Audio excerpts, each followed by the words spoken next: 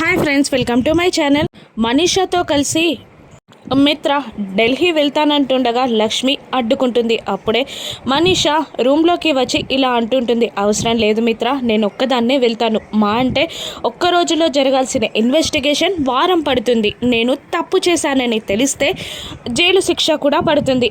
ఏదైనా ఫేస్ చేయడానికి నేను రెడీగా ఉన్నాను, కానీ మిమ్మల్ని మాత్రం ఇబ్బంది పెట్టలేను అని మనీషా అంటుండగా, అది కాదు మనీషా అని మిత్ర ఏదో చెప్పబోతూ ఉండగా మనీషా మళ్ళీ అడ్డంగా మాట్లాడుతూ ఇలా అంటూ ఉంటుంది, ఏంటి మిత్ర, లక్ష్మికి నాపై ఉన్న కాన్ఫిడెంట్ కూడా నీకు నాపై లేదా? ఏదేమైనా నా సిచ్యువేషన్ని నేనే ఎదుర్కొంటానే తప్ప ఇంకొకరికి ప్రాబ్లం అవ్వను. నువ్వు వేరే పని చూసుకో మిత్ర, వెళ్ళు అని అంటూ రూమ్లో నుండి వెళ్ళిపోమ్మంటుంది మనీషా మిత్రని. ఇక మిత్ర వెళ్ళిపోమ్మనగానే తన ఒరిజినల్ క్యారెక్టర్లోకి వచ్చేసి, ఏంటి నువ్వు మార్నింగ్ ఇచ్చిన షాక్కి నేను ఏడుస్తూ అల్లాడిపోతాను అనుకున్నావా?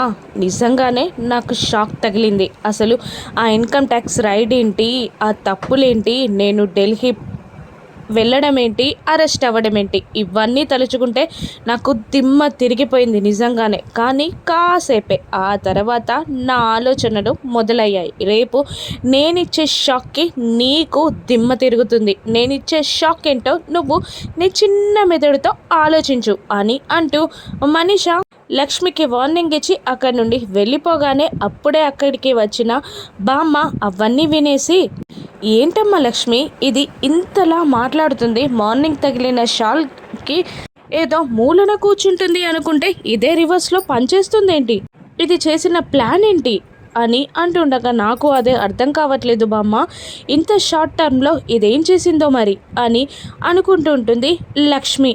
అది కొంపదీసి ఇల్లు వదిలిపెట్టి మాత్రం వెళ్ళదు, ఇక్కడే ఉండడానికి ఏదో గట్టిగా ప్లాన్ చేస్తుంది. నువ్వే కనుక్కోవాలమ్మా, దాని ప్లాన్ని చిత్తు తీయాలి అని అనేస్తుంది బామ్మ. అలాగే అంటుంది లక్ష్మి. ఇక జాను ఆఫ్టర్నూన్ జరిగిన దాని గురించి ఆలోచిస్తూ ఉండగా వివేక్ అక్కడికి వచ్చి, ఆకలిస్తుంది, అన్నం తిందాం పదా అని అంటుండగా, నాకు ఆకలిగా లేదు, మీరు వెళ్ళి తినండి అని అంటుంది జాను.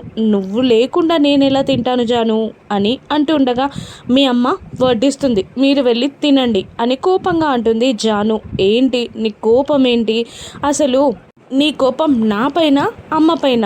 నేనేదో అన్నాను, అమ్మేదో అంది, నువ్వేదో సమాధానం చెప్పేశావు, వదిలేయొచ్చు కదా, మళ్ళీ ఎందుకు ఇంతలా రాద్ధాంతం చేస్తున్నావు? పోనీ ఒక్కటి చెప్పు, టెస్ట్ చేయించుకుంటే ఏమని వస్తుంది? నాలో ప్రాబ్లం ఉందని వస్తుంది, దానికి నువ్వు బాధపడతావు అంతే కదా.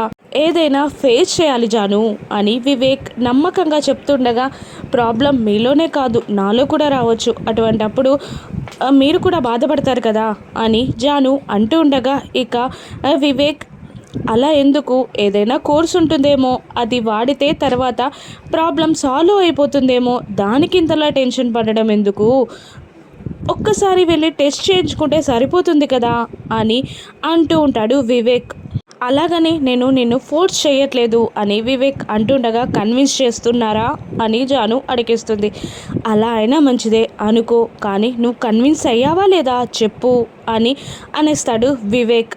మీ అమ్మ కోసం కాదు, మీకోసం కన్విన్స్ అయ్యాను, రేపు వెళ్దాం అని అనగానే ఇక సంతోషంగా జానుని దగ్గరగా తీసుకొని, థ్యాంక్ యూ జాను, నాకు ఆకలిస్తుంది పదా అని అంటూ రూమ్లోకి తీసుకెళ్ళబోతుండగా, కిందుంది డైనింగ్ రూమ్ అని అంటూ బలవంతంగా కిందికి తీసుకెళ్తుంది జాను వివేక్ని. ఇక తెల్లవారగానే లక్ష్మి దేవుని గుళ్ళో పూజ చేస్తూ ఉండగా వెనకాల నుండి రాజేశ్వరి దేవి వచ్చి, అమ్మా లక్ష్మి అని అంటుంది. దాంతో దీపపు కుండి చేజారి నేలపాలయ్యి దీపం కొండెక్కుతుంది. అది చూసి, అపశకునమమ్మ, దేవుని గుళ్ళో ఇలా జరగకూడదు, అది పెద్ద ప్రమాదానికి దారి తీస్తుంది, ఒక్క పని చేయి, నువ్వు మిత్రాన్ని తీసుకెళ్ళి గుళ్ళో పూజలు చేయించు, నవగ్రహాలకి దీపాలు వెలిగించు, పూజలన్నీ చేయించు, అసలే శనిదేవత నెత్తి మీద కూర్చున్నట్టుంది, నిన్న మనిష అలా మాట్లాడింది, ఈరోజు ఈ అపశకునం, నాకు చాలా టెన్షన్గా ఉంది అని అంటుంటుంది రాజేశ్వరి దేవి.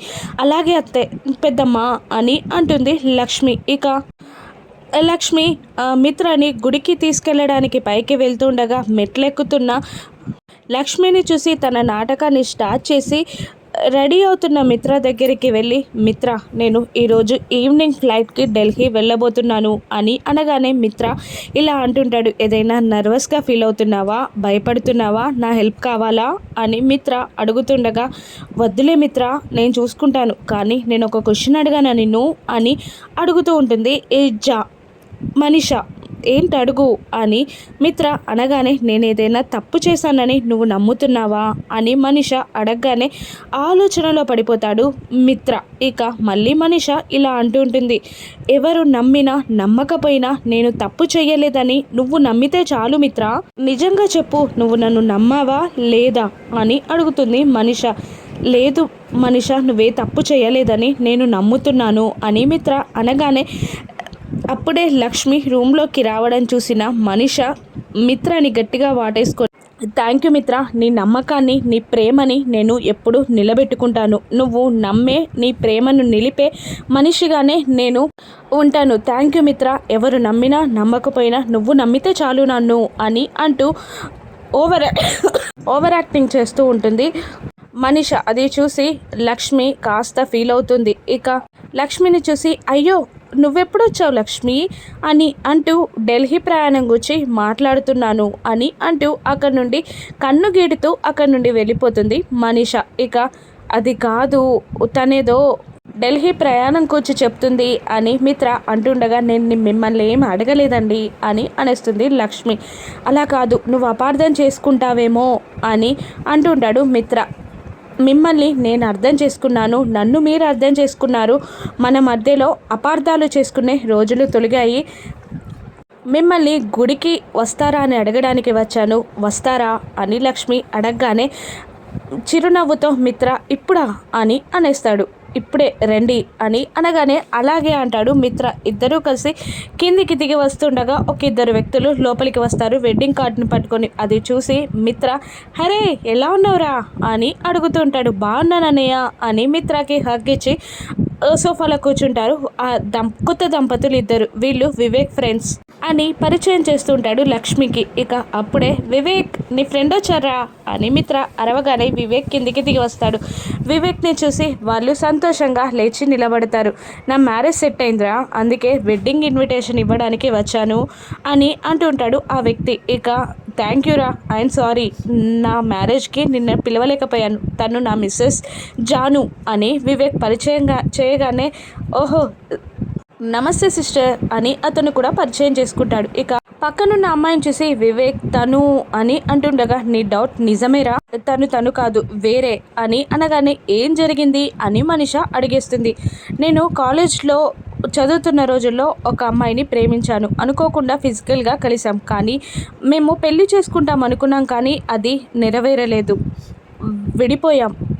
ఈ అమ్మాయికి అన్నీ చెప్పి ఈరోజు పెళ్లి చేసుకుంటున్నాను. ఆ అమ్మాయి కూడా వేరే వాళ్ళతో సెటిల్ అయి హ్యాపీగా పిల్లలతో ఉంది, కాబట్టి నా లైఫ్ నాది, తన లైఫ్ తనది అని ఆ వ్యక్తి అనగానే, అలా ఒకరితో ఫిజికల్గా రిలేషన్ పెట్టుకొని మరొకరిని ఎందుకు పెళ్లి చేసుకుంటారు అని అనగానే, అందులో తప్పేముంది మేడం, వాళ్ళకి ఇష్టం లేదు విడిపోయారు, అయినా అది చిన్న యాక్సిడెంట్ కదా, దానికి లైఫ్ అంతా సాక్రిఫైస్ చేయడం కరెక్ట్ కాదు అని ఆ కొత్త అమ్మాయి అనగానే మనీష తెల్లముఖం వేస్తుంది. ఇదేదో మనీషకి రివర్స్ అయ్యేలా ఉంది అని దేవే అని కూడా అనుకుంటూ ఉంటుంది.